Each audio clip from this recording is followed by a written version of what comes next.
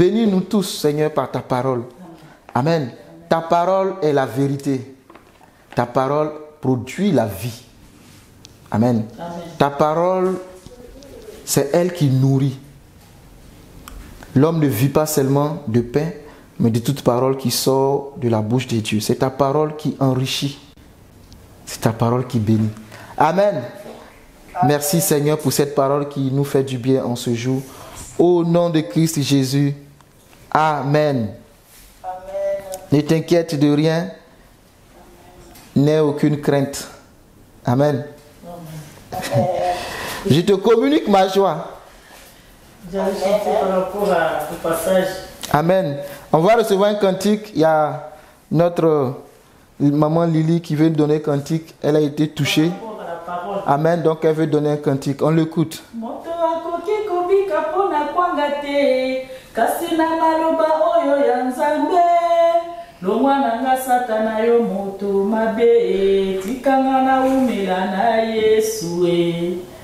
C'est-à-dire, l'homme ne peut pas vivre seulement de chikwanda à manger comme la parole dit. Oui. C'est ça qu'on dit que Satan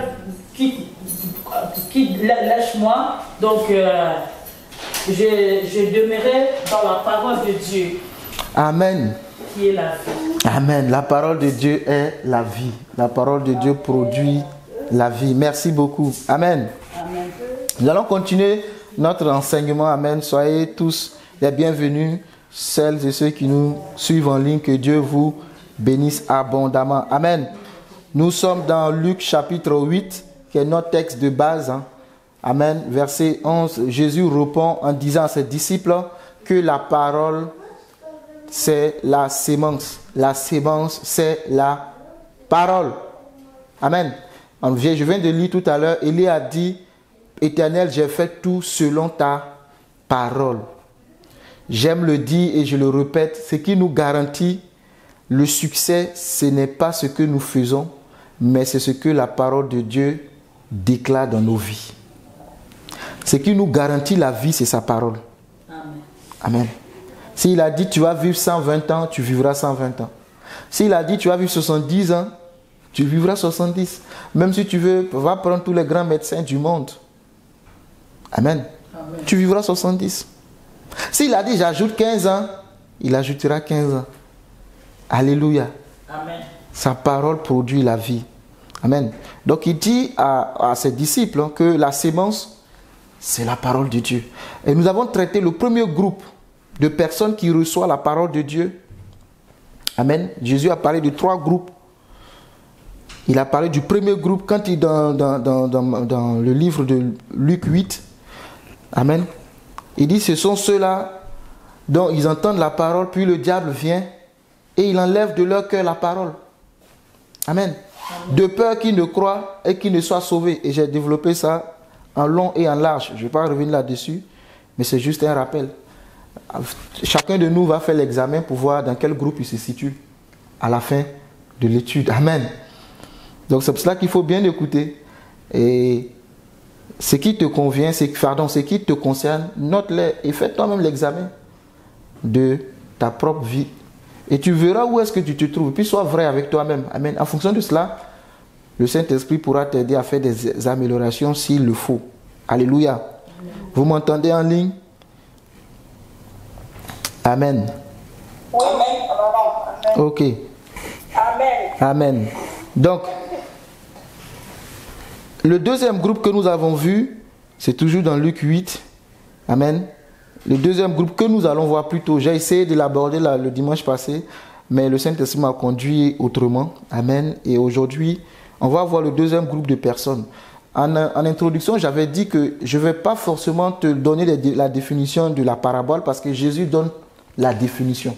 Mais c'est à partir de la définition de Jésus que moi je développe mon message en fait, selon que l'Esprit Saint me conduit. Amen. Jésus explique très bien. Mais vous allez voir que toute la Bible est complémentaire. Amen. Amen. Donc le deuxième groupe, nous sommes dans Luc 8, 6. La Bible dit, une autre partie tomba sur le roc. Il faut noter le roc.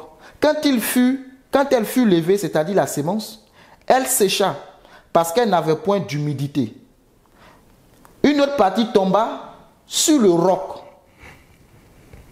Maintenant, quand elle fut levée, elle sécha, parce qu'elle n'avait point d'humidité. Et Jésus explique cette parabole au verset 13. Il dit, ceux qui sont sur le roc, ce sont ceux, lorsqu'ils entendent la parole, la reçoivent avec joie. Mais ils n'ont point de racines. Ils croient pour un temps et ils succombent au moment de la tentation. Amen. Ils n'ont point de racines. Ils reçoivent la parole avec joie. Amen. Mais ils croient pour un temps. Dans cette catégorie-là, on peut en trouver beaucoup. Amen. Mais que Dieu nous aide à quitter de ce groupe de personnes pour arriver là où le Seigneur veut qu'on soit. On va voir des mots que Jésus utilise pour mieux comprendre la chose. Amen. Il dit, la parole tombe sur le roc. Donc numéro 1, le roc. Il y a 4 mots que j'ai notés qu'il faudrait comprendre. Amen. Le roc, l'humidité, les racines et la tentation. Quand tu médites la parole, c'est des choses comme ça qu'il faut faire. Il faut souligner les choses pour pouvoir comprendre les choses qui donnent sens à ce que la Bible dit. Amen. Amen. Ils sont les 4 mots importants. Le roc, c'est quoi? La Bible dit une autre partie tomba sur le roc. Le roc, dans ce contexte, peut être représenté par ce qui est dur. Amen. Comme un terrain rocheux. Amen. Le roc peut être comme une pierre. Et une pierre, c'est difficilement qu'on verra pousser de la sémence sur une pierre. Amen. Amen. Et en Matthieu chapitre 16, verset 18, Jésus a dit à Pierre, et moi je te dis que tu es Pierre, quand Pierre a donné la révélation de qui était Jésus, et moi je te dis que tu es Pierre, et que sur cette pierre je bâtirai mon église, et que les portes du séjour des morts ne prévaudront point contre elle. Tu es Pierre, et sur toi, et sur cette pierre, amen. D'aucuns diront que l'église est bâtie sur pierre, mais quand on va de plus profond, on voit que ce n'est pas le deuxième pierre qu'il utilise, ce n'est pas Pierre l'homme. Amen. Et je vais utiliser un autre passage pour vous le montrer que ce n'est pas Pierre l'homme. Mais il dit, tu es Pierre l'homme, et sur cette pierre, tu as eu la révélation que je suis Jésus-Christ. Amen. Donc, tu seras un élément important dans ce que je vais faire. Donc, sur cette révélation que tu as eue, cette révélation Jésus-Christ, que je suis le Fils de Dieu, Christ le Fils du Très-Haut, je bâtirai mon église sur cette révélation. Christ, l'église est bâtie sur Christ, et les portes du séjour des morts ne pourront rien contre elle. Alléluia. Amen. Je m'explique par un autre verset, dans 1 Corinthiens 10, verset 1. Frères, je ne veux pas que vous ignoriez que nos pères ont tous été sous la nuée, qu'ils ont tous qu'ils ont tous passé au travers de la mer, qu'ils ont tous été baptisés à Moïse dans la nuée et dans la mer, qu'ils ont tous mangé le même aliment spirituel et qu'ils ont bu le même breuvage spirituel. C'est Paul qui parle à Corinthe, aux Corinthiens. Qu'ils ont tous bu le même breuvage spirituel, car ils buvaient à un rocher spirituel qui les suivait. Et ce rocher était Christ. Ce rocher était Christ. Quand Dieu conduisait le peuple d'Israël, il le conduisait par Christ. Christ était avec eux. De jour, Christ était là par la colonne de nuée, et la nuit, Christ était là par la colonne de feu. Vous comprenez pourquoi quand Moïse, au lieu de parler au rocher, Moïse a tapé le rocher. Amen. Et Moïse n'est pas rentré dans la terre promise. Christ est crucifié une fois, il n'est pas crucifié 2 fois. Sous la colère, Moïse a tapé le rocher. Il a dit non, on ne tape pas comme ça. Amen. Il faut faire ce que Dieu te dit de faire, c'est important. N'ajoute pas ta part. C'est exactement ce qu'il dit. Et Moïse n'est pas rentré dans la terre promise. Alléluia. Amen. Verset 5. Mais la plupart d'entre eux ne furent point agréables à Dieu puisqu'ils périrent dans le désert. Donc le rocher ici c'est Christ. Et c'est ce rocher sur lequel Jésus dit, je bâtirai mon église. Pierre a eu la révélation. Merci Saint-Esprit. Comment dire ça? L'évolution de ta vie est fonction de la révélation que tu as. Amen. En fait, plus tu as la connaissance, plus tu évolues dans ta vie. Oui. Si tu es ignorant, tu manqueras beaucoup de choses dans ta vie. Amen. Amen. C'est la révélation qui fait grandir l'homme. Mon peuple périt faute de connaissance. C'est ce que la Bible nous dit. Si tu n'as pas la connaissance, tu vas périr. Si tu n'as pas la connaissance que l'électricité qui passe dans le fil est dangereuse, tu vas mourir. Quand tu voudras faire des choses qu'il ne faut pas faire. Amen. Amen. Donc, la connaissance est importante. Et à partir de la connaissance, tu auras la révélation. Et la révélation va te faire grandir. Alléluia. Amen. Paul souvent dit, je ne veux pas que vous soyez ignorants. Quand Paul écrit ses lettres, il dit souvent, je ne veux pas que vous soyez ignorants au sujet de telle chose, au sujet de telle chose. Ne soyez pas ignorants. Mais il faut comprendre ce que Christ a fait. Alléluia. Donc l'église est bâtie sur Christ. La preuve en est que l'apôtre Pierre lui-même, il est mort. Il est mort en martyr. Il a été crucifié la tête en bas parce qu'il a dit, il n'est pas digne de mourir comme Jésus. Donc si l'église doit être construite sur Pierre, Pierre est mort, l'église fait comment? Vous voyez? Alors que l'église existe encore aujourd'hui. Mais l'apôtre Pierre était un élément important dans l'œuvre de Jésus-Christ. Alléluia. Ce sont les piliers de l'évangile. C'est eux qui ont été avec le Seigneur. C'est les premiers apôtres. Amen. Ce sont les premiers apôtres qui ont suivi Jésus. C'était difficile à un moment donné parce que la mort se faisait sentir quand ils ont attrapé leur maître et il a renié Jésus. Bon, est-ce qu'il faut l'accuser parce qu'il a renié Jésus? Posons-nous la question, combien de fois nous renions Jésus dans nos vies? Alléluia. Combien de fois tu as laissé Jésus pour prendre ce qui était bon pour toi et non pour Dieu? Pierre voulait sauver sa vie et il a renié Jésus. Mais Jésus avait prié pour lui. Et Jésus lui a dit, quand tu seras fort, affermis les autres. Amen. Amen. Et Pierre a fait son ministère jusqu'à aller mourir. Alléluia. Amen. Donc, c'est pourquoi l'église est bâtie sur Jésus-Christ. Alors ici, le roc, c'est tout ce qui est dur. Amen. Amen. Tu ne peux pas aller s'aimer dans une terre dure. Ça sera difficile. Pour ceux qui ont fait les champs, tu ne peux pas aller dans une plaine ou dans une terre remplie de roches et tu te dis, je vais mettre ma sémence là. Tu vas travailler. Il y a aussi qui vont pousser. Il y a beaucoup qui vont mourir. On cherche toujours les surfaces planes. Les surfaces où on sait que là, il y a de l'engrais. Si je mets ma sémence, je peux récolter.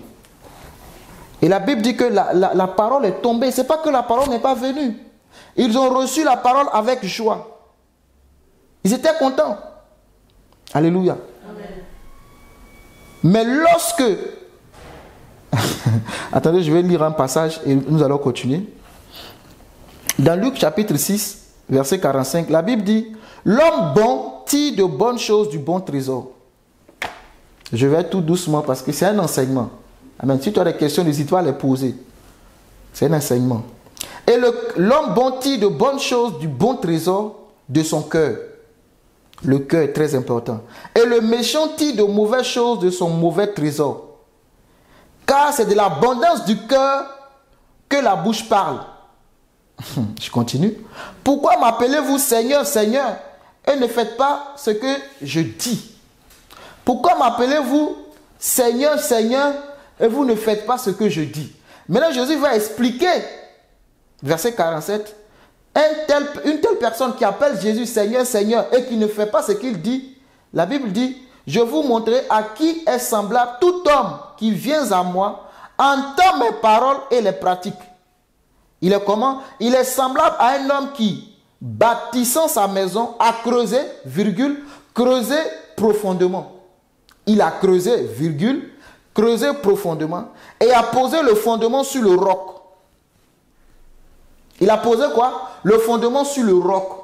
Le roc ici encore, c'est ce qui est dur, ce qui est solide. Donc, ce n'est pas que le roc en soi est mauvais. Non. Mais c'est l'utilisation que tu fais du roc qui est le problème. Si tu veux bâtir une maison, tu as besoin de ce qui est solide, tu as besoin de la terre ferme. S'il n'y a pas un bas-fond, s'il n'y a pas de choses, il n'y a pas l'eau, non, il regarde tout ça. Mais celui qui veut s'aimer les grains de maïs, il ne va pas aller trouver le roc. Non, il va aller trouver la terre qui est au contraire humide, là où il y a l'eau. Mais celui qui veut construire une maison ne va pas construire la maison là où il y a le sable, au bord de la mer. Ça sera difficile. Au bord de la mer, tu vas creuser jusqu'à trouver le roc. Ça va te fatiguer. Amen. Psaume 1 dit que celui qui ne s'assied pas en compagnie des moqueurs est comme un arbre planté près d'un courant d'eau. L'arbre, oui, a besoin d'être près du courant d'eau pour recevoir l'eau. Parce que l'arbre va recevoir l'eau qui va humidifier le sol. Et à partir de là, l'arbre va prendre les sels minéraux, va donner, comment ça s'appelle, la sève. L'arbre a besoin. Quand vous avez un jardin, vous plantez, vous arrosez vos fleurs, n'est-ce pas? Pour ne pas qu'elles meurent. Donc toute plante a besoin de l'eau. Ça, c'est important. Mais pour une maison, ce n'est pas important. Tu n'arroses pas ta maison. Tu n'as pas besoin d'eau.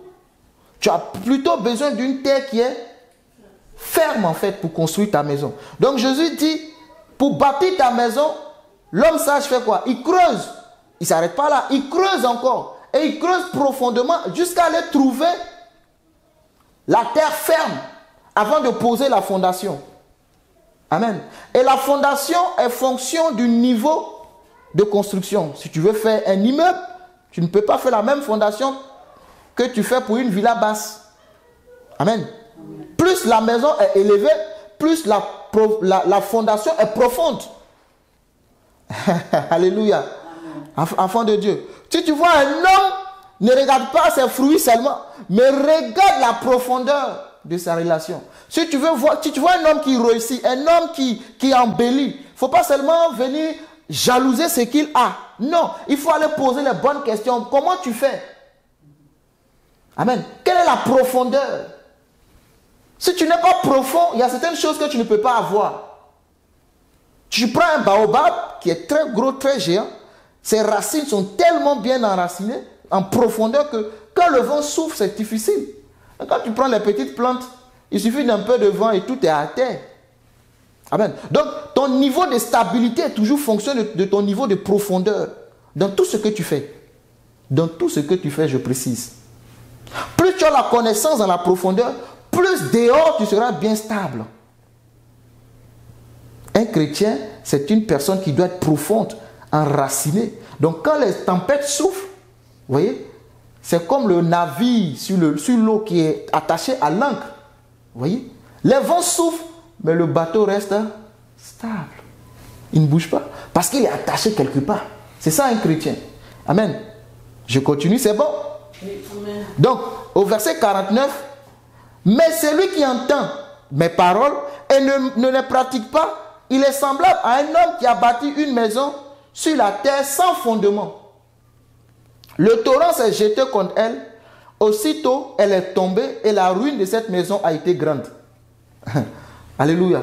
On voit les maisons qui sont bâties depuis 1700, 1800, l'an 1600, mais qui résistent jusqu'à aujourd'hui. N'est-ce pas? Mais tu peux avoir des maisons à bâtir hier qui s'écroulent aujourd'hui. Pourquoi? Tout dépend de la fondation. Alléluia. Si tu viens commencer à poser les briques, tu ne creuses pas. Tu commences à poser les briques. Il n'y a pas de problème. Mets les briques. Monte. Mets les planches. Mets les toits. Va dormir. Prie Dieu qu'il n'y ait pas de pluie et de vent. Ça marchera. Mais le jour où il y aura la pluie et le vent, ça risque d'être ta tombe, ta maison. Les briques vont tomber pour t'enterrer. Vont tomber sur toi. Alléluia. Les briques vont t'enterrer. Donc, pour bâtir, Jésus dit, il faut d'abord creuser. C'est là, je dis que beaucoup d'entre nous, nous risquons de rester dans le deuxième groupe. Il faut d'abord creuser. Il dit qu'ils reçoivent la parole. Ils sont dans l'excitation. Ils sont dans la joie. Regardez, même aujourd'hui, c'est dimanche. Quand vous regardez les églises, vous allez voir qu'on prêche la parole de Dieu. On est dans l'extase, on est excité. Le pasteur va prêcher, tu vas dire Alléluia, Amen, je reçois, n'est-ce pas? Tu es dans la joie, c'est une bonne chose. Alléluia. On croit à la parole sur le coup, la parole que l'homme de Dieu a relâchée. Amen. Dieu dit tu seras béni. Dieu te lève, tu dis Amen, je reçois au nom de Jésus. Dieu ouvre le portail devant toi, tu entreras dans la cour du roi. Tu dis Amen, tu reçois la parole. Tu dis yes. Et souvent même, tu guettes la parole. C'est-à-dire que l'onction est tellement descendue que tu ne peux même plus t'asseoir. Tu es accroché aux lèvres du pasteur. Tu attends qu'il relâche la parole. Tu es dans la joie. Et ta foi atteint un niveau parce que la foi vient de ce qu'on entend. Donc ta foi monte, elle monte, elle monte, elle monte. Tu dis yes, c'est ma part. Je reçois au nom de Jésus. Tu rentres dans l'excitation. Amen. Tu es suspendu aux lèvres du pasteur. Et il t'a relâché des bonnes paroles. Et c'est des paroles qui viennent de Dieu, n'est-ce pas? Il t'a prêché la bonne nouvelle. Il t'a annoncé une bonne prophétie. Tu as saisi. Mais 24 heures après, on va te trouver chez toi à la maison. 24 heures après. Sur le coup, tu rentres même, quand tu rentres de l'église, tu chantes. Je suis dans la joie. Une joie immense, je suis dans l'émotion, car Jésus m'a libéré. On dit, ma soeur, ça va? Tu dis, oh, l'onction est descendue. Aujourd'hui, l'homme de Dieu a libéré la parole. Tu es content. Tu rentres à la maison, le culte était extraordinaire. Qu'est-ce que le pasteur a dit? C'était extraordinaire. Tu es dans la joie. Mais on attend 24 heures après. On verra si tu seras toujours animé de cette foi, de cette soif, de cette joie que tu as reçue à l'église. Si tu seras toujours animé. Alléluia. Amen. Pourquoi? Pourquoi est-ce que 24 heures après, la joie qui t'a animé la veille, la force qui était en toi, tu dis yes, les prophètes de Baal sont venus, mais mon Dieu s'est levé, le feu va les consumer. 24 heures après, quand on te pose des questions, tu as du mal à parler. Pourquoi? Pourquoi? Parce que, je vous dis, quand la parole, moi je viens de vous prêcher, je vous relâche la parole, n'est-ce pas? Mais c'est à vous de rentrer chez vous, de vous asseoir, de ce que Dieu vous a dit, de faire quoi? Méditer, jour et nuit. Alléluia. C'est à vous de rentrer chez vous, de vous asseoir et de creuser. Creuser profondément. Parce que de ce que l'homme de Dieu a relâché, le diable a entendu. Il viendra. Mais il faut que cette sémence, c'est une sémence que vous avez reçue. Ce n'est pas l'homme de Dieu qui sème dans votre cœur. Non. Lui, il a relâché une sémence qui est la parole. Vous saisissez la parole et vous partez s'aimer. La Bible dit, c'est lui qui donne la sémence au semeur. Ce n'est pas Dieu qui sème dans la vie du semeur, mais il donne la sémence au... Et le semeur doit aller s'aimer. Donc c'est à vous de prendre la parole, de dire c'est ma parole, Seigneur, je vais m'asseoir à tes pieds, dans ma chambre, nous deux on va parler, et on va creuser, on va creuser, on va creuser, et on va ensevelir la sémence. Une sémence mise en terre, si elle ne meurt, elle reste seule, mais si elle meurt, elle produira. Amen. Donc c'est de nous notre responsabilité. Mais qu'est-ce que nous faisons? On a relâché la parole, on a dit Amen, on a reçu la parole, on est rentré chez nous, on a fermé la Bible, on a fermé les cahiers. À dimanche prochain. Donc en cours de semaine, quand le diable se présente, tu dis ma soeur, je suis là. Ça va? Tu dis moi-même ma vie. Je ne sais pas si c'est que l'homme de Dieu me concernait. Je ne sais pas, hein. Mais oui, tu commences à perdre la foi. Il a prophétisé sur toi. Tu dis, mais la semaine commence, mais c'est bizarre. Ça va? Patricia, ça va? Huguette, est-ce que ça va? Ma vie est trop bizarre. Pourtant, le dimanche, l'homme de Dieu a parlé. Il a dit des choses bien sur moi. Hein? Véronique, ça va? Je mets les choses à ma jamais. C'est le diable en train de voler petit à petit la sémence en toi. Tu n'arrives plus à croire. Il dit viens voler afin que, en croyant, tu sois sauvé. Donc, il commence à voler. Pourquoi? Parce que la parole est tombée, boum, sur ton cœur, mais la parole n'est pas rentrée dans ton cœur. Alléluia. La parole ne doit pas être sur ton cœur, mais la parole doit être dans ton cœur. Pour que le grain de maïs pousse, il doit être sur la terre ou sous la terre? Question, répondez-moi s'il vous plaît. Pour que le grain de maïs pousse, la graine doit être sur la terre ou sous la terre? Sous la terre. Elle doit être sous la terre. Elle doit être sous la terre. Parce que si tu la mets sur la terre, on peut venir marcher et la chuter. Mais il faut la mettre sous la terre. Il faut l'ensevelir. C'est pourquoi Jésus était enseveli. Et Jésus est mort, il a poussé plusieurs chrétiens. Alléluia. Amen. Jésus est mort, Jésus était la sémence de Dieu pour récolter nous les chrétiens aujourd'hui. Amen. Jésus c'est une sémence. C'est la parole que Dieu a relâchée. Marie a saisi. Quand Marie a saisi la parole, Marie n'est pas allée dormir. Eh non, j'aime trop Marie. Elle a pris la parole, elle a saisi la parole, et l'ange lui a dit, ta parente Élisabeth est à son 6e mois. Marie dit, attends qu'on me dise cette parole. Marie a gardé la parole, elle allait vérifier la parole chez sa parente. Parce que Dieu te donne toujours un clin d'œil pour te dire, ce que j'ai fait pour Patricia, je peux aussi le faire pour toi. Alléluia. C'est d'où le témoignage. Marie allait voir. Elle a chéri la parole. Elle a dit que cela te soit fait selon la volonté du Père. Garde la parole dans ton cœur, pas sur ton cœur. Pourquoi? Parce que c'est de la profondeur du cœur que la bouche parle. L'abondance du cœur. Qu'est-ce qui est rempli dans ton cœur? Quelle est l'abondance de ton cœur? Si tu craches du venin, ce n'est pas étonnant. Ton cœur est rempli de serpents. Ah, une personne méchante. C'est la Bible qui le dit, c'est pas moi. Je t'ai lu tout à l'heure. Amen. Si tu craches du venin, ce n'est pas étonnant. Ton cœur est rempli de serpents. C'est tout simplement ça. Alléluia. Qu'est-ce qui remplit dans ton cœur? C'est ce qui remplit ton cœur que tu seras. Tu ne peux pas donner que ce que tu as. L'homme ne donne que ce qu'il a. Pierre et Jean ont dit au paralytique, nous n'avons ni or, ni argent, mais ce que nous avons. Ils ont quoi? La puissance de Dieu. Lève-toi. Il s'est levé.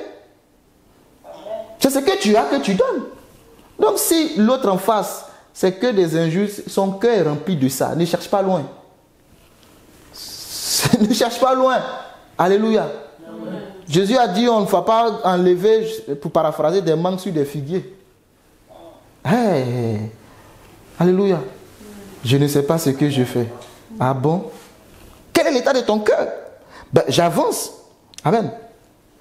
Il dit, un tel homme, il creuse. Il creuse. Il y a d'autres qui construisent au bord de l'eau. Il y a un risque derrière, hein, construire au bord de l'eau. Ça fait beau, il y a la plage, hein, mais il y a un risque aussi derrière. Parce que tu dois, si tu devais mettre, je prends un exemple, si tu devais mettre 20 000 euros, c'est un exemple. Hein, on ne construit pas une maison à 20 000 euros, mais si tu veux construire la maison à 20 000 euros, mais parce que tu vas construire au bord de l'eau, peut-être qu'il faut multiplier par 2. Hein. Oui. Quand tu veux construire dans un bas-fond, là où l'eau passe, là où ça demande beaucoup d'argent. Tu vas remplir. Il faut que tu rendes le coin dur d'abord. Parce que si tu t'amuses, toi et ta famille, vous serez ensevelis dans cette même maison. Amen. Donc il faut faire très attention. Donc Jésus nous dit, il faut creuser. Et il dit quoi? Celui qui met ma parole en pratique, il est semblable à un homme qui fait quoi? Qui creuse. Donc quand le pasteur a relâché la parole, tu as reçu. Mais c'est quand tu es rentré, tu as mis en pratique. Non. Tu n'as pas mis en pratique. Tu es resté le même. Sur le coup, tu étais dans l'émotion, dans la joie. Mais tu es resté la même. Tu es rentré et la semaine, tu n'as pas changé. On n'a même pas trouvé un changement dans ta vie. C'est la même mauvaise parole que tu libères. Amen. Parce que toi, tu penses que, Saint-Esprit, que tout tourne autour de toi. C'est toi seul qui dois compter. Dieu, là, c'est ta propriété privée à toi seul. Il y a des gens qui pensent que Dieu, c'est pour eux seuls, en fait. C'est-à-dire que Dieu dort chez eux. Dieu, là, il n'est pas chez les autres aussi. Je vous assure, il y a des gens, quand ils les écoutent, ils ont l'impression que Dieu dort seulement chez eux. C'est à eux seuls que Dieu parle. L'autre, quand Dieu parle, ah non, lui, est-ce qu'il a l'esprit de Dieu même? Quand tu parles, mais on ne t'écoute pas, on dit lui là, est-ce qu'il a l'esprit de Dieu? Amen. L'âne de Balaam, c'est ça non? Est-ce qu'il avait l'esprit de Dieu? Dieu a utilisé un âne pour lui faire comprendre des choses. Un âne. Il avait-il l'esprit de Dieu? Et celui-là, l'esprit de Dieu. Oh, lui. Amen. Mais je vais continuer. Amen. Vous avez des questions? N'hésitez pas si vous avez des questions. Donc, ce que je suis en train de te dire, en 1 heure, grand max, même si on te prêche en 2 heures, tu es d'accord avec moi que ce n'est pas suffisant pour te bâtir. Amen. Ce n'est pas suffisant. Un homme de Dieu, un pasteur, il va te dire, selon la parole de Dieu, l'esprit de Dieu, la parole. Mais c'est à toi d'aller creuser. C'est pour cela qu'il a dit à Josué, Josué 1,8, que ce livre de la loi ne s'éloigne point de ta bouche, médite-le jour et nuit, afin d'agir fidèlement. Ce n'est pas pour méditer, pour méditer. La réussite, c'est égal quoi? À la méditation plus l'action. Quand tu étudies bien ce livre de Josué, médite-le nuit et jour, jour et nuit, selon les traductions. C'est alors que tu réussiras. Tu auras du succès dans toutes tes entreprises. Si l'homme de Dieu t'a donné une bonne parole, va méditer sur la parole. Seigneur, il m'a dit ça. Comment je dois faire? Qu'est-ce que je dois faire? Tu dis amen et tu dors, tu attends. Et 2022 fini, tu viens dire, le pasteur m'a dit, je n'ai rien vu. Le pasteur n'est pas Dieu. Arrêtez de prendre les hommes de Dieu pour des dieux. Ce sont des hommes de Dieu. Hommes de Dieu, pas Dieu. Hommes de Dieu. Ce sont des instruments, ce sont des canaux que le Saint-Esprit utilise. Ils ne sont pas Dieu. Et tu es fâché contre le pasteur parce que tu n'as pas vu ton mari arriver. Pourtant, il m'a dit, je veux me marier. Je veux me marier. Mais oui, il t'a dit ça. Pendant qu'il t'a dit, tu vas te marier, est-ce que tu allais poser les questions au Seigneur? Est-ce que tu allais demander au Saint-Esprit, comment? Marie a demandé à l'ange, comment cela va se faire? Quand l'ange a dit, tu seras enceinte, elle n'a pas dit, bou, bou, bou, bou, bou, bou, bou, amen, je reçois. C'est pas comme ça nous on fait. Bou, bou, bou, bou, bou, bou, bou, l'onction est descendue, bou, bou, bou, bou, bou, je reçois, brrr, tu roules la terre. Tu as cassé les chaises de l'église. Quand on dit d'amener les chaises, tu n'en vois pas, mais c'est toi qui casses les chaises. Et ta vie, chaque année est la même, tu roules. Chaque prédication, toi tu roules. Chaque prédication, tu es sur l'onction, tu roules. Rouler là ne va pas changer ta vie. C'est la méditation qui va changer ta vie. Amen. Aujourd'hui, c'est du Seigneur, aide-nous. Hein? Quand il n'y a pas quelqu'un qui a roulé dans l'église, on dit l'esprit n'est pas descendu. Lisez bien la Bible, lisez bien la Bible. Ceux qui, nos prédécesseurs, dites-moi, ils passaient leur temps à rouler, mais regardez la puissance avec laquelle le Saint-Esprit se manifestait. Souvent même quand tu roules là, c'est le démon qui te fait rouler. Ah. Il faut forcément qu'on roule. Non. Il faut méditer. Il faut rester attentif à la parole que tu reçois. Alléluia. Amen. La Bible dit quoi? Ils entendent la parole. Ce n'est pas qu'ils n'entendent pas la parole. Mais il y a un problème. Mais. Alléluia. Ils croient pour un temps. Et ils succombent au moment de la tentation. Ils croient pour un temps. Il ne faut pas seulement croire pour un temps. Il faut croire pour toujours. Alléluia. S'il croit pour un temps, c'est-à-dire à un moment donné, la tentation est tellement grande, il dit non, Seigneur, laisse-moi, j'ai fait.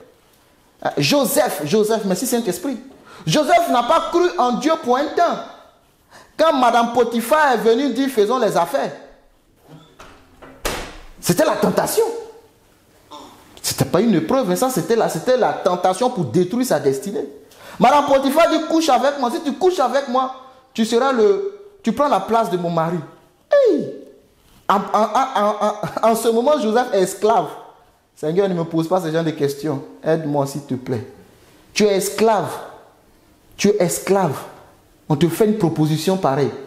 Monsieur Potiphar était... Tu sais, il travaillait le roi. Il était proche du roi. C'était les généraux du roi, monsieur Potiphar. Ce n'est pas n'importe qui. Hein. Donc, faut que tu me maries. Ça veut dire que c'est un monsieur qui est nanti, qui est aisé. Tu vois tout ça, on va mettre un complot. On va mettre un poison dans sa nourriture, il va mourir. Et on va vivre notre love. Que Dieu nous en préserve. Il y a des sorcières comme ça dans la ville. On ne sait pas tout, on peut expliquer. On va le tuer. Comme il a déjà le cancer, on va l'achever. Et bon, tu vas venir à la maison, on va vivre notre love. Il faut l'achever. Où il va là, tu vas le trouver là-bas. Où il va, tu vas le trouver là-bas.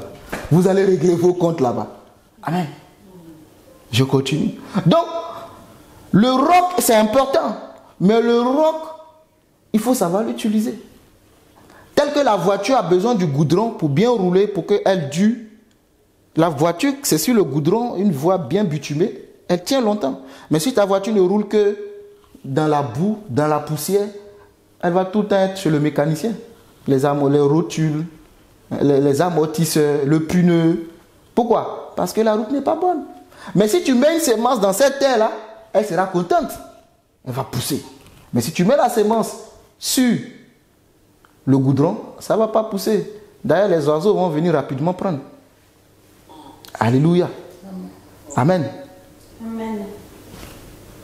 Ok. On continue, c'est bon? Oui. Alléluia. Amen. Donc arrête de rouler à l'église et concentre-toi sur la parole. Si tu as roulé une fois, dis au démon sort, il est parti, tu es délivré. Concentre-toi sur la parole.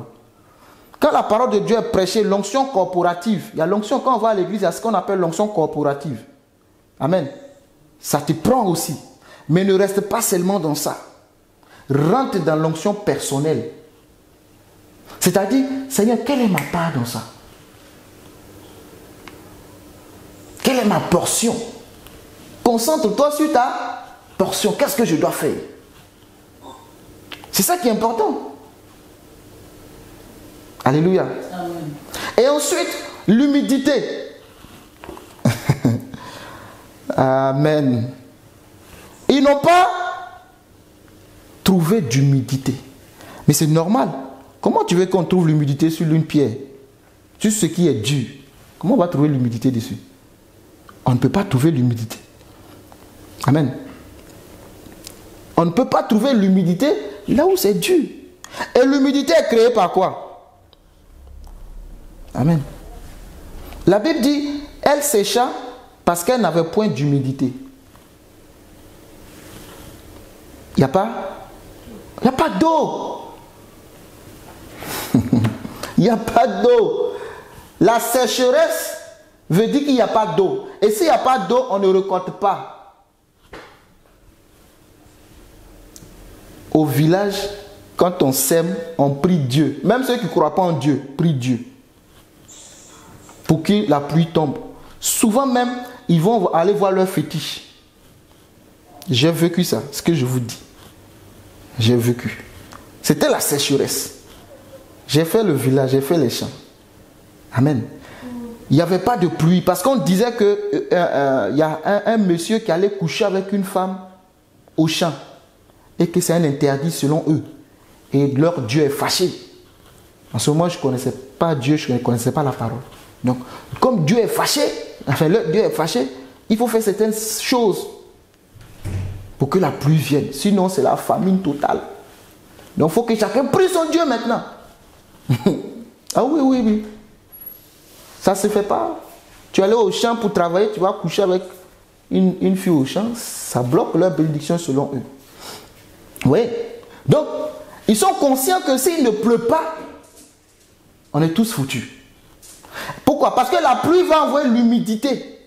L'humidité va aider la semence en terre à pousser. Et à ce niveau-là, ce n'est pas l'action de l'homme. L'homme ne peut rien faire à ce niveau. Amen. Amen. Si je mets ma semence en terre, mon action s'arrête là. Ce qui suit est de la volonté de Dieu. Si Dieu dit qu'il ne pleuvra pas, comme il a fait avec Élie, pendant 3 ans et demi, aucune pluie ne tombera. Et on a vu comment ils ont vécu dans la sécheresse pendant les 3 ans et demi. Donc il y a la part de l'homme il y a aussi la part de Dieu. Alléluia. Amen. Il y a la part de l'homme et il y a aussi la part de Dieu. Dieu te donne la semence, c'est à toi de la mettre en terre. Il donne la semence au semeur. Maintenant, tu la mets en terre, Dieu envoie la pluie. Fais qu'il pleuve. Il y a un chant comme ça, non? Ouvre les écluses des cieux. Hein? Amen. Tu peux chanter ça pour nous?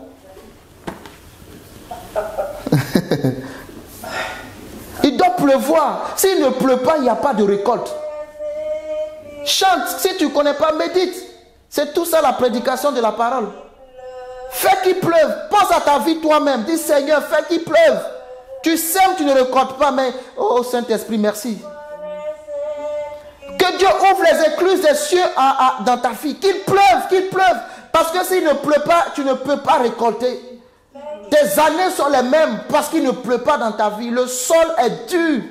Le sol manque d'humidité. Oh Saint-Esprit, rakatabre, charabababa. Fais qu'il pleuve, Jésus. Qu'il pleuve dans nos vies. Tout ce que tu mets en terre ne produit pas parce qu'il manque l'humidité. C'est l'action de Dieu, ce n'est plus ton action. Tu ne peux plus rien faire. Si la pluie ne tombe pas, tu ne peux rien faire.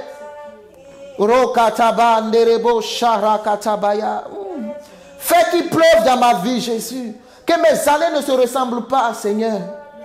Ouvre les écluses. Dis au Seigneur, ouvre les écluses, ouvre les écluses.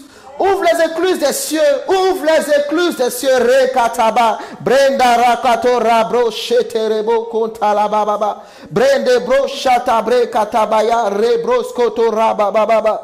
Brende bro shakatabres keterebo sutabra. Manderebo etababa. Fais qu'il pleuve, Jésus. Oh Jésus, nous avons besoin de la pluie, Seigneur. La semence est mise en terre, mais il faut l'humidité. Il faut la pluie qui descende. Il faut que la pluie descende. Que ton champ puisse produire. C'est Dieu qui donne la semence au semeur. Mais c'est Dieu aussi qui envoie la pluie pour que la semence porte des fruits. Je te donne, prie une minute. Prie pendant une minute. Adresse-toi à Dieu. Que là où c'est sec, dis Seigneur, qu'il pleuve, qu'il pleuve, qu'il pleuve, qu'il pleuve dans ma vie, qu'il pleuve dans ma vie, qu'il pleuve, Seigneur. Ouvre les écluses, ouvre les écluses. À quel niveau tu vis la sécheresse? Tu vis la sécheresse, que l'humidité tombe. Oh, rabranderebo, que la rosée du ciel, comme une biche assoiffée, soupire près d'un courant d'eau. Oh, que Dieu puisse t'envoyer des oasis. Que Dieu te plante près d'un courant d'eau. Que ta maison produise. Que ton champ produise. Que tu récoltes en abondance. Comme Isaac. La Bible dit Isaac a sémé dans une saison de sécheresse. Isaac a sémé et Isaac a récolté 100 fois plus. Parce que la parole de Dieu était relâchée dans sa vie. Et parce que la parole de Dieu était relâchée, Dieu a permis à ce que Isaac rentre dans la multiplication. Je prophétise la multiplication dans ta vie. Fais qu'il pleuve, Seigneur, dans nos vies. Fais qu'il pleuve dans nos vies. Que la pluie de Dieu essuie tes larmes. Que la pluie de Dieu nettoie complètement ta vie. Et que ta vie soit productive dans le nom de Jésus-Christ. Merci Saint-Esprit. Fais qu'il pleuve. Oh Saint-Esprit, fais qu'il pleuve dans nos vies. Fais qu'il pleuve, Seigneur. C'est ça l'action de Dieu. L'homme est limité. Tu as mis la semence en terre. Tu as tout fait. Tu as fait tous les documents qu'il faut. Tu as construit la société. Tu as fait tout. Mais c'est Dieu qui donne les marchés. Alléluia. Amen. Tu as tout fait. Tu regardes à gauche, à droite. Tu as tout fait dans les normes. Sans compromis. Mais rien n'arrive. Chante Jésus. Dis ouvre les écluses des cieux. Alléluia. Fais qu'il pleuve dans ma vie. Et Dieu le fera. Au nom de Christ Jésus. Amen. Dieu le fera. Tu n'as pas à te compromettre ni à t'inquiéter. Mais tu as juste à croire à la parole de Dieu libérée dans ta vie. Dieu le fera. Amen. Donc quiconque entend mes paroles, les met en pratique, il est comme cet homme sage qui avant de bâtir, creuse. Je t'encourage à creuser dans la parole de Dieu. Ne sois pas pressé dans la parole de Dieu. Creuse à trouver la substance. Creuse jusqu'à trouver la moelle. La Bible dit la parole de Dieu sépare la moelle et la jointure. La parole de Dieu va dépasse les os. Rentre jusqu'à trouver la moelle. Ce qui est coincé, ce qui est invisible. Et la parole de Dieu sépare. Je prie que la parole de Dieu sépare tout ce qui est mauvaise sémence, l'ivraie. La Bible dit que lorsque un homme sort pour s'aimer, la nuit quand il est endormi, l'ennemi sort pour s'aimer l'ivraie dans ta vie. Je prie que Dieu sépare ta sémence de l'ivraie de l'ennemi. L'ivraie, ce sont les mauvaises paroles. Les mauvaises paroles que tu reçois des autres. Des paroles de découragement. Des paroles d'amertume. Les paroles pour te rabaisser. Pour t'humilier. Et tu crois en ces choses-là. C'est parce que Dieu a dit dans ta vie. Dieu n'a pas dit ces paroles-là. Non, Dieu a dit que tu es la prunelle de ses yeux. Dieu a dit, je serai avec toi quand tu traverseras le feu. Quand tu passeras par les eaux, je serai avec toi. Dieu a dit, fortifie-toi et prends courage, car je suis avec toi pour te délivrer. Il dit, je serai avec toi jusqu'à la fin du monde. Dieu a dit que tu es béni. Dieu a dit que tu es à la tête et non à la queue. C'est ce que Dieu a dit. Il dit, si tu gardes ma parole, tu es à la tête et non à la queue. Dieu a dit, j'ordonne à la bénédiction de te suivre. Il faut que tu médites ces choses et que tu les gardes en toi. Alléluia. Ouvre les écluses des cieux pour chacun de nous, Seigneur. Amen. Mais l'homme insensé, il vient, il commence à bâtir sa maison sans fondement. On ne bâtit pas sur, on bâtit un. Amen. L'adverbe, ça peut être un, peut prendre la forme d'un adverbe. Bon, ça c'est un peu de français, excusez-moi, ou de préposition, mais je ne vais pas rentrer dans trop de détails. Ce n'est pas ça qui est important. Amen. Amen. Mais quand on dit un, ça veut dire à l'intérieur. Alléluia. Quand on dit un, ça veut dire la position. Amen. Amen. Le verre est sur la table. L'eau est dans le verre. Amen. Amen. Regardez, la Bible dit au Jean 15, 5 que je suis le cep, vous êtes les sarments. Celui qui demeure en moi. Comment? En moi. Il n'a pas dit sur moi, mais en moi. Celui qui demeure en moi et en qui je demeure. Quand on médite souvent, fais attention à ces petits mots. Il dit celui qui demeure en moi. Tu es où? Nous sommes devant, Jésus est derrière, c'est nous qui conduisons Jésus. En fait, les mouvements de ma vie sont les mouvements de Jésus. Merci Saint-Esprit. Les mouvements de ma vie sont les mouvements de Jésus. Autrement dit, je ne peux rien faire si Jésus ne bouge pas. Un exemple simple. Un paralytique, quelqu'un qui a perdu la mobilité, qui est dans un fauteuil. Si le fauteuil roulant ne bouge, est-ce qu'il bouge? Répondez-moi, répondez-moi. Est-ce qu'il peut bouger? Il ne peut pas marcher, il est dans un fauteuil. Ses pas sont les pas du fauteuil. N'est-ce pas? Donc Jésus dit, si tu es en moi, tu vas porter des fruits. Donc mes pas sont les pas de Jésus. Mais pourquoi toi tu veux partir et Jésus est derrière, tu dis suis-moi? Non, c'est pas comme ça que ça fonctionne. Je suis en Jésus. Car sans moi, vous ne pouvez rien faire. Vous êtes comme ce paralysé, ce paralytique plutôt. Vous êtes comme lui, nous sommes comme lui. Nous sommes assis en Jésus. Éphésiens 2, verset 5 nous dit, nous qui étions morts par nos offenses, Dieu nous a rendus à la vie avec Christ, par grâce que vous êtes sauvés. Il nous a ressuscités ensemble et nous a fait asseoir dans les lieux célestes en Jésus-Christ. Il nous a fait asseoir en... Nous sommes assis en Jésus. Donc mes mouvements terrestres sont les mouvements célestes de Jésus. Quand Jésus fait un mouvement, c'est là que je fais un mouvement. Parce que je suis en lui. Je suis assis dans la voiture. Je suis assis dans le bus. Je suis assis dans le métro. Si le métro ne bouge pas, tu vas bouger? Non. On dit, annonce, colis suspect. Tu as rendez-vous à 15h30. C'est là qu'on fait annonce, colis suspect. Oh, tu as des pieds, pourquoi tu ne sors pas pour courir? Pourquoi? Parce que sur les rails, on ne court pas sur les rails. C'est le métro, le train qui passe sur les rails. Pourquoi tu es bloqué en plein tunnel? On dit colis suspect, ligne 4. 1 heure, 2 heures, 3 heures, tu es assis là. Malgré, c'est-à-dire que ton cœur devient gros comme un ballon de foot. Mais tu es assis là. Tu ne peux pas descendre. Maintenant, quand c'est pour Jésus, on dit colis suspect, tu es déjà dehors. Alléluia. Ah non! Les colis suspects là, ce sont les vents qui s'élèvent, les tempêtes qui s'élèvent. La Bible dit quoi? Ils abandonnent, ils fuient. Il faut rester assis.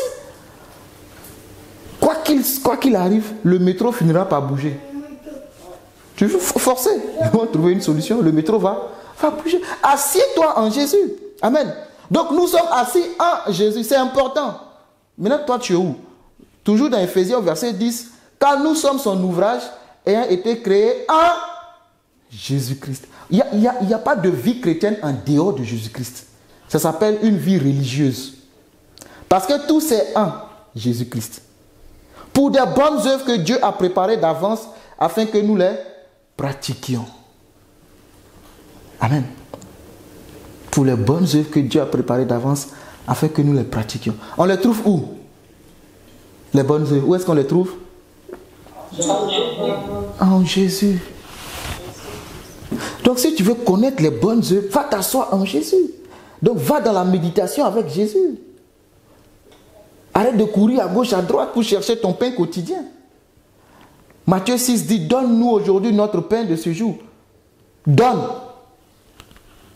C'est du français, hein? Donne. Maman, donne-moi mon gâteau. En fait, c'est déjà là. Amen. Mais nous aimons beaucoup le verset frapper, demander ou frapper là. L'homme est compliqué, hein? C'est ce verset-là qui nous plaît. Matthieu 7, non? Pour ceux qui utilisent beaucoup ce verset, dites-moi, c'est quoi la référence? Matthieu 7. Voilà, c'est ça. Frapper. L'homme aime ça, demander. Frapper. Il dit, voilà, Dieu m'a dit de frapper. Mais moi, j'aime Matthieu 6, donne. Seigneur, donne. Je n'ai pas de force pour frapper, Seigneur, donne. Alléluia. Hein? Matthieu 7, 7. Je vais lire pour toi. Peut-être. Oh, ça, c'est le verset de tous les chrétiens. Demandez et l'on vous donnera. Cherchez et vous trouverez. Frappez et l'on vous ouvrira. Regardez, hein, on parle de qui? Qui va donner? L'on. On là, c'est qui? On là, c'est qui? Demandez et l'on vous donnera. C'est qui on? C'est impersonnel, on. On continue. Cherchez et vous trouverez. C'est qui trouve? C'est celui qui cherche. Ok. Moi, je cherche Jésus dans ce verset. Hein. On continue. Frappez et l'on vous ouvrira. Qui va ouvrir? Encore on. Mais allons dans Matthieu 6. Notre Père qui est dans les cieux. Amen. Que ton règne vienne, que ta volonté soit faite sur la terre comme au ciel. Donne-nous notre pain quotidien. Qui donne? Donc, non, c'est pas Dieu, c'est mon Père. Moi, je veux mon Père. Donc, pour ce passage-là, on sait qui va. Moi, je préfère ce passage-là que l'autre. Parce qu'on là, on ne sait pas c'est qui. On va beaucoup tourner jusqu'à ce qu'un jour, un certain on dise, Véronique, viens prendre. Alors que Matthieu 6 me dit, donne. Il n'a pas dit de chercher, il dit demande, il dit donne. Oh Seigneur, donne-moi mon pain de ce jour. Élève la voix et dit, Seigneur, donne-moi mon pain quotidien. Mon Père, je veux mon pain. C'est beau l'évangile de Jésus-Christ. Alléluia. Donne Seigneur, donne Seigneur, donne. Parce qu'un enfant sait que la mère où le père a déjà prévu le petit déjeuner. Donne, ça est là. Jésus a dit, on ne prend pas le pain des enfants pour le donner aux autres. Bon, je parle. Même les petits chiens mangent les miettes qui tombent de la table. Donne, Seigneur. Maintenant, toi, tu aimes le verset 2 qui dit frapper, frapper, frapper. Tu frappes seulement. Personne ne t'ouvre, mais tu continues de frapper. Change de position. Reviens pas en arrière, reviens. Dis, Seigneur, tu as dit en Matthieu 6, donne. Moi, je n'ai pas de force pour frapper. Donne-moi. Je n'ai personne à qui demander. Donne-moi. Je n'ai personne pour m'ouvrir la porte. Ouvre-moi. Le on la remplace-le par ton Père. Amen. Amen. Remplace-le par ton Père. Dans le nom de Jésus. Et nous sommes un seul corps en Christ. Christ n'a pas deux corps, mais un seul corps. Romains 12, 5, je vais m'arrêter là. Ainsi, nous qui sommes plusieurs, nous formons un seul corps en Christ. Et nous sommes tous membres les uns des autres. Amen. Nous sommes un seul corps en Jésus-Christ. Jean 17, 20. Ce n'est pas pour eux seulement que je prie, mais encore pour ceux qui croiront en moi, par leur parole, afin que tous soient un comme toi. Père, tu es en moi. Donc, le Père est en Jésus. Et comme je suis en... C'est compliqué, hein? Jésus dit, le Père est en lui, et lui, il est dans le Père. Qui est dans qui finalement? Amen. Afin que aussi soit en nous, un en nous. L'unité de l'Église se trouve en... Ah non, en Jésus. Donc si l'Église n'est pas unie, c'est que Jésus n'est pas là. Cherchez pas loin. Non, il y a la division. Il n'y a pas de division. S'il y a division, c'est qu'il y a deux visions. Donc Jésus n'est pas là. Dans une église où il y a division, il n'y a pas Jésus. Il faut arrêter de se blaguer. Hein? Dieu m'a dit, c'est mon heure, et tu te lèves, tu prends les membres pour aller faire ton église là. Il faut arrêter. Jésus est un. C'est un seul corps. Amen. Amen. Je continue. Et moi, comme je suis en toi, afin qu'eux aussi soient un en nous. Pour que le monde croie que tu m'as envoyé. Si on n'est pas un, on est divisé. On se querelle. On se bagarre. Le monde ne va jamais venir à Christ. On va beaucoup jeûner, prier. Le monde ne viendra pas. Je crois que c'est l'apôtre Pierre qui a dit d'avoir des comportements exemplaires afin que ceux qui ne croient pas, à partir de vos comportements, croient en Jésus. Mais si on n'est pas un, on n'est pas un en Christ. Hein? Si tu prends déjà même les groupements. Ah, Seigneur, je ne vais pas loin là-bas. Pardon, je vais terminer ici. Verset 22, on va prier avec ça. Je leur ai donné la gloire que tu m'as donnée. Afin qu'ils soient un comme nous sommes un. Je leur ai donné la gloire que tu m'as donnée. Aïe, ça c'est trop profond pour moi. Je leur ai donné la gloire que tu m'as donnée. Je ne sais pas si vous comprenez. Je leur ai donné la gloire que tu m'as donnée. Pour les aider à être un.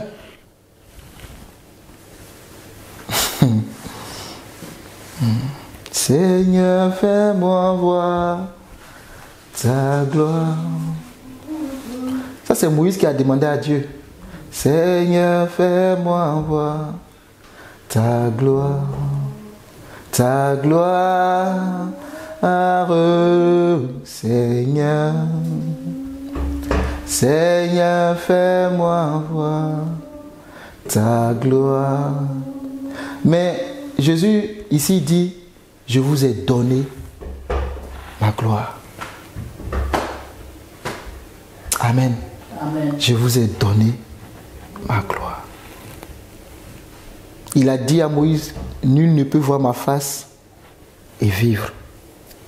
Et ce même Dieu qui a dit à Moïse, nul ne peut voir ma face et vivre, dit, je viens habiter en toi. Seigneur, fais-moi voir ta gloire. Seigneur, fais-moi voir ta gloire. On va prier. Patricia, si tu peux nous aider avec ce cantique. Je m'arrête là pour aujourd'hui, ce que le Saint-Esprit m'a mis à cœur. Amen. Nous avons la gloire de Dieu, mais nous cherchons des choses dehors, alors qu'il est en nous. Seigneur, merci. Merci pour ta parole. Parle à Dieu, parle à Dieu, parle à ton Père. De là où tu te trouves, parle à ton Père. Jésus peut tout faire. Tout. Si seulement si tu restes en lui. Il n'y a rien qui soit impossible à Dieu. Merci Saint-Esprit. Je veux simplement reconnaître, Jésus, que tu peux tout bouger dans ma vie.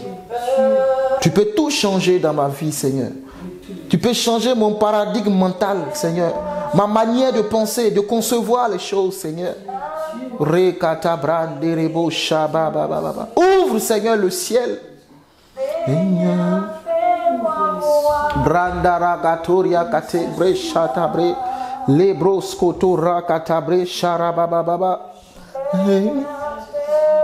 Seigneur, fais-nous voir ta gloire. Ta gloire. Parce qu'il vit en toi, tu verras sa gloire. Reste en Jésus-Christ. Demeure en Jésus-Christ. Ne bouge pas, mais reste attaché à Jésus.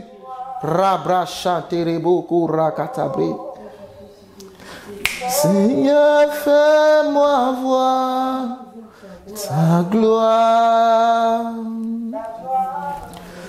Ta gloire. Oh, Seigneur. Seigneur, fais-moi voir ta gloire. Merci Jésus.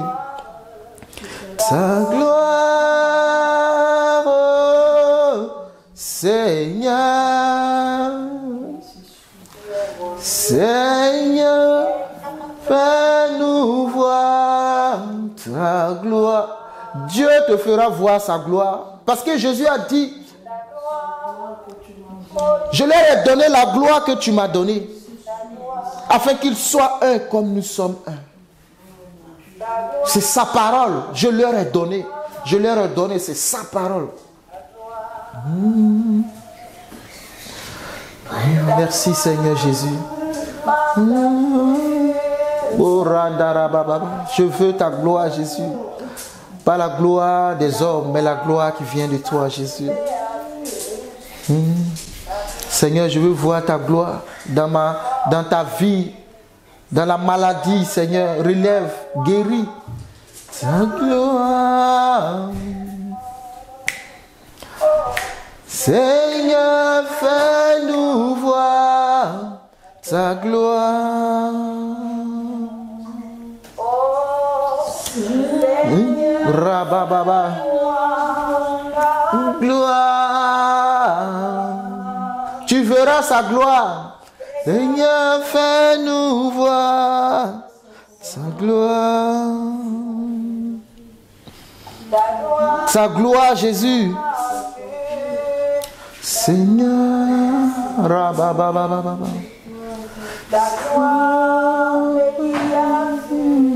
Ta gloire. Élie a vu ta gloire. Radabrèche, tu verras aussi sa gloire parce qu'il te l'a donné. Ta gloire, ta gloire, ta gloire, ta gloire. Et nous voir ta gloire. Seigneur, fais-nous voir ta gloire. Seigneur, fais-nous voir ta gloire. De là où tu te trouves, le Saint-Esprit est avec toi. Tu n'as pas besoin de rouler ni de sentir quoi que ce soit. C'est sa parole. Il dit, je serai avec vous jusqu'à la fin du monde. Ce n'est pas une histoire de sensation, mais c'est une histoire de croire, de foi, qu'il est avec moi, il est avec moi. Et ses actions seront visibles dans ma vie, parce qu'il vit.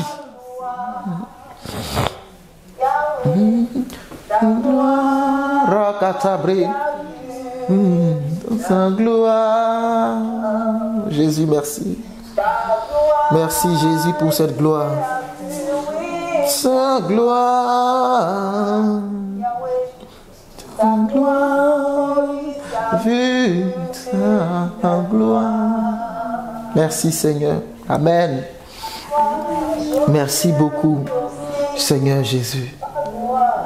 Ce qu'il a dit, cette semence que Jésus a libérée dans ta vie va produire. Elle va produire. Alléluia. Amen. Amen. Je vais donner un sujet, on va prier. Nous parlons le culte, la parole, je me suis arrêté là. Et on va prier. Amen. Amen. Au petit matin, quand je dormais, j'ai vu le ciel ouvert. Et c'était le deuxième ciel. Parce que j'ai clairement vu, et j'ai vu comme des animaux qui descendaient. Mais je voyais plus des poissons. Et la partie de l'atmosphère du ciel était rouge en fait. De ce que j'ai vu au petit matin, que j'ai travaillé la nuit. Et je n'ai pas compris. Amen. Amen. Mais je voyais plus de poissons, mais qui étaient comme bloqués au deuxième ciel. Et tout à l'heure, ça m'a ramené dans Daniel. Vous savez, quand Daniel a prié, Dieu avait écouté Daniel dès le premier jour de son jeûne. Et l'ange Gabriel, qui était mandaté pour faire descendre la bénédiction de Daniel, était bloqué au deuxième ciel. C'est là que loge Satan et ses entités. Amen. Dieu a dépêché l'ange l'ange Michael pour venir libérer Gabriel. Gabriel vient toujours pour apporter des cadeaux. Il ne s'est pas fait la guerre. Amen. Et quand il est descendu, il dit, Daniel, écoute, dès le premier jour où tu as eu l'intention de prier et de jeûner, Dieu a exaucé. Ça m'a ramené à là. C'est pour cela que je veux qu'on prie. Peut-être que ta bénédiction est restée suspendue au deuxième ciel. Ce que j'ai vu, c'était tout rouge avec de gros poissons, mais tout, c'est comme si ils doivent descendre, mais bloquer beaucoup d'animaux. Amen. Amen. Alléluia. On va prier. Peut-être que Dieu, depuis le 1er janvier 2022, il t'a exaucé. Peut-être qu'il t'a exaucé. Mais ton combat s'est situé au niveau du deuxième ciel. Tu vas élever la voix et dire, Seigneur, si tu as envoyé Michael pour libérer l'ange Gabriel, afin que Daniel reçoive sa prière, l'exaucement. Oh Dieu, que tout ce qui me concerne, qui est bloqué dans le monde de Satan, dans le monde occulte, le deuxième ciel, c'est là que Satan loge. Ce n'est pas le ciel de Dieu. Dieu est au troisième ciel. Alors nous prions dans le nom de Jésus-Christ que ta bénédiction descendra dans le nom de Jésus. Ta bénédiction descendra dans le nom puissant de Jésus. On va prendre un dernier sujet et on va clôturer. S'il y en a, bien sûr. Sinon, on va s'arrêter là. Amen. Je prie pour nous. Amen. Merci Seigneur pour ce moment. La Bible dit en Psaume 92 que les justes croissent comme le palmier. Et ils s'élèvent comme le cèdre du Liban. Plantés dans la maison de l'Éternel, ils prospèrent dans les parvis de notre Dieu. Ils portent encore des fruits dans la vieillesse. Ils sont pleins de sève et verdoyants. Verset 15. Pour faire connaître que l'Éternel est juste. Il est mon rocher, il n'y a point en lui d'iniquité. Amen.